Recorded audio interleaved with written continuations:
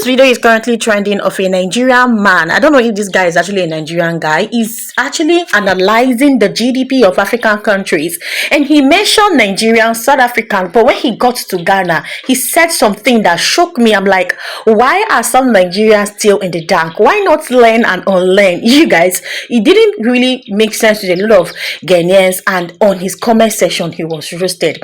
And this Nigeria politician actually gave analysis of African GDP. In fact, he focused on Ghana and Nigeria, saying that Nigerian GDP is currently crawling when it comes to Ghana GDP. You guys, I'm gonna be allowing you guys to watch this video. These videos are jam-packed with a lot of very interacting video. Anyway, if you're seeing me for the first time, I'm simply Lillian. Please like this video, subscribe and share. Let's go.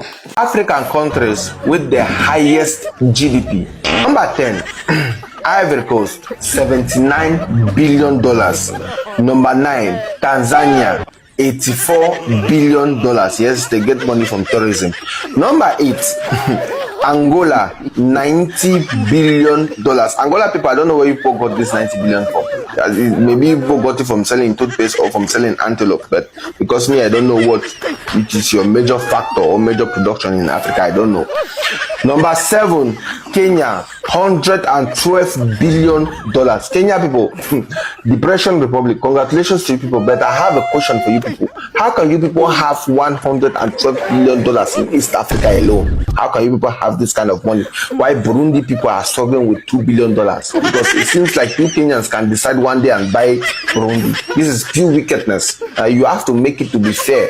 You have to be fair. This has to be a fair competition, because your economy alone is Burundi, Zambia, and Uganda combined. You people are very wicked. Number 6, Morocco, $147 billion. Number 5, yes, they got that money from selling fish. We all know that. Number 5, Ethiopia, $155 billion. Number 4, Algeria, $224 billion.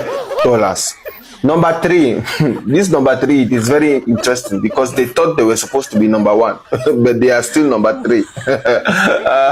My enemy, Amampiano Republic of South Africa, $380 billion.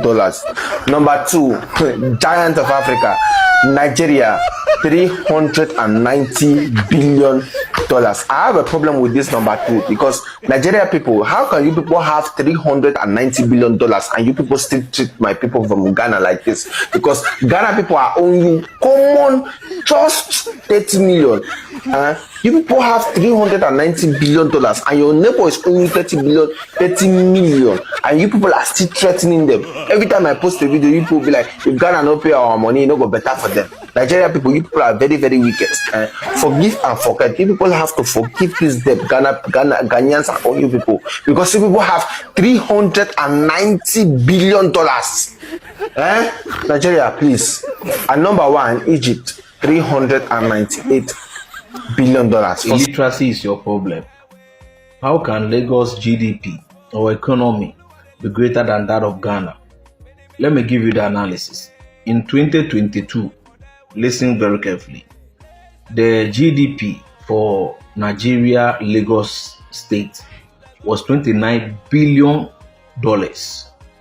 And the GDP for Ghana in 2022 was $184 billion. So how come we are bigger than Ghana? Now let's go to GDP per capita for 2022. Lagos State was just $2,480. GDP per capita for Ghana was $4,897. So how come you are bigger than Ghana? Now let's look at GDP growth rate. The growth rate of Ghana GDP is 4.8. Lagos is 0.1. Nigeria is not an oil-rich country. We are an oil-poor country. We are an oil-poor country. Ghana, in terms of per capita wealth from oil, Ghana is wealthier than us. Listen to this now. Ghana has 200,000 barrels per day. What is our population? Divide the population by the barrels that they give. That means that there is more. It's going to give you maybe about $200 for each citizen. When you divide Nigeria's population by our barrels per day, we get $150 per citizen. That is poverty.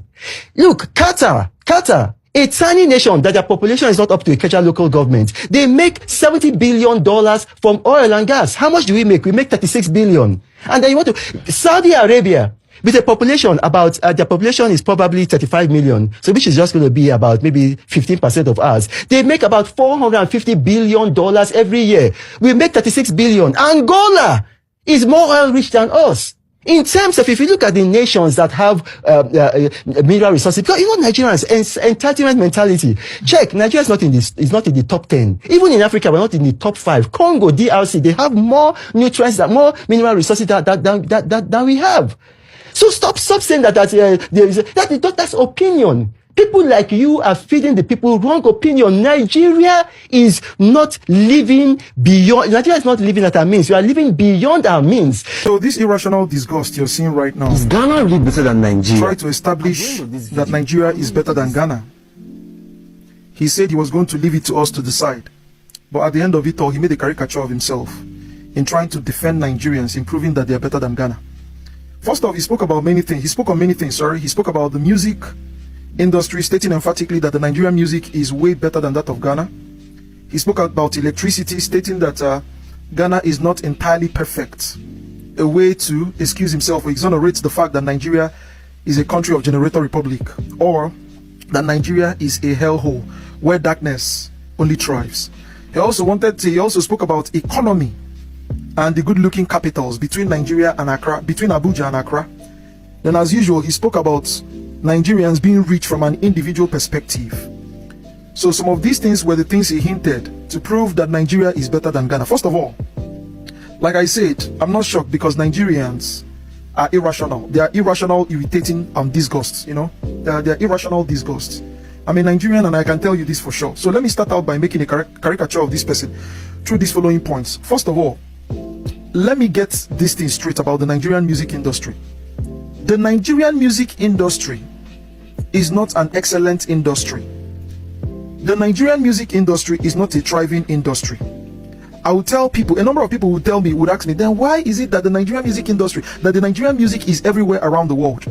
You know, that is a thing that tends to confuse us and giving us the impression that the world enjoys the Nigerian music, giving us the impression that the Nigerian music is everywhere in the world. Please let me get this thing straight. The Nigerian music is everywhere in the world, that's true. Why? Because of the because of the migration crave of Nigerians, the migration syndrome of Nigerians. Nigerians are everywhere in the world because of the Nigerian problem. So Nigerians are festered everywhere around the world like diseases, carrying their toxic nature around the world. Unlike people that go to other parts of the world, forget things about themselves to underlearn or make room for the cultures and natures of the people they go to. Nigerians are like ungodly Canaanite women. Nigerians are like ungodly Philistine women who go to places outside their homes with their gods. If I go to Rome, I behave like a Roman, which means I take up some of their characteristics and their cultures, showing that I welcome and I accept them.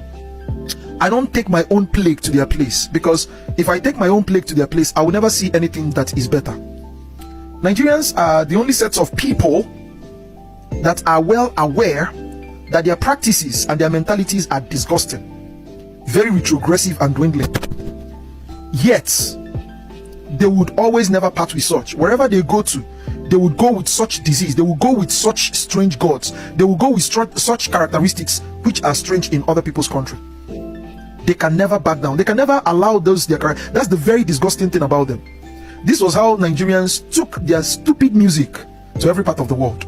And you know, they are very loud and convincing. They are very, very loud. Wherever they come to, they are very loud and convincing. It is also a criminal tendency. Loud and persuasive, shrewd. That is Nigeria for you. So that was how Nigerians were able to move the Nigerian music all around the world. It's not because the Nigerian music makes a lot of sense. It doesn't make a lot of sense. Nigerian music doesn't make a lot of sense. It's just people dancing and all those things for pleasures and distracting yourself from realities. It is a monkey character. It is a monkey character, always entertaining, no seriousness. That's why they are into criminality. After criminality, they delve into pleasures. Do you understand? Like people without purpose. That's why Nigerians don't have purpose. As it is, I feel like some Nigerians have been ignorant of, calculating the country's GDP or how a country is being stabilized, because some Nigerians are really counting the heads of the rich people instead of focusing on the stability of the economy of the country. One thing that have actually helped Ghanaian stability is the currency. The cedi has actually been growing ahead of dollar. You guys, the Ghana cedi has actually been stable, and that have actually helped the country's GDP, the economic system of the country. Currently, the level of poverty in Nigeria is higher than the level of people that are rich. In fact, the richer get richer while the poorer get poorer in Nigeria. But in Ghana, you hardly even know people that are rich because it does not show. I know when Apostle John Suleiman actually came to Ghana for a conference, one of the things he actually said was, one thing that made Ghana outstanding is the cedi, and God have actually given Ghana their president, which is the President John Mahama, because he does not condone corruption when it comes to his staff. And one thing that is actually drawing Nigeria back today is corruption. You guys, corruption, and that is what I've keep on crippling Nigeria economy system. The rich get this money and take it out of the country to invest instead of reinvesting this money in the country so that there will be a good circulation of money, inflow of money in Nigeria. Now, I feel like a lot of Nigerians really need to go learn and unlearn, because the way they're actually thinking and looking at Ghana, I feel like one day they are just going to be shocked, because I feel like some Nigerians that are really doing this are some of the Nigerians that have not even left Nigeria or really studied Ghana to even know what they are talking about, Anyway, this has actually gotten a lot of people talking. These are the few videos I can actually gather for you. I'm definitely going to be checking out more videos. So if you're seeing me for the first time, I'm simply Lillian. Please like this video, subscribe, share this video so that more people can see and more Nigerians can be enlightened also. Thank you so much. I'll see you on my next one. Bye for now. Thank you.